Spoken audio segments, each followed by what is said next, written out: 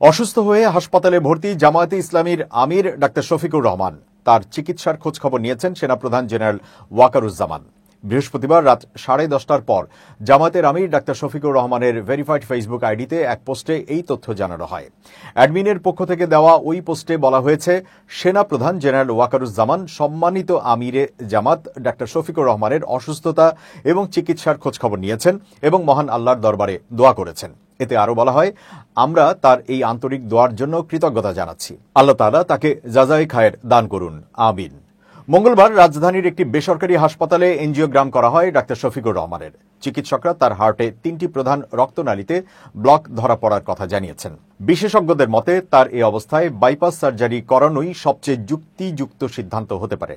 এর আগে গত 19 জুলাই জাতীয় সমাবেশে হঠাৎ শারীরিকভাবে অসুস্থ হয়ে পড়লে জামায়াত আমিরকে রাজধানীর একটি বেসরকারি হাসপাতালে ভর্তি করা হয়। এনজিওগ্রাম ও অন্যান্য পরীক্ষা নিরীক্ষার মাধ্যমে তার হার্টে গুরুতর ব্লক ধরা পড়ে।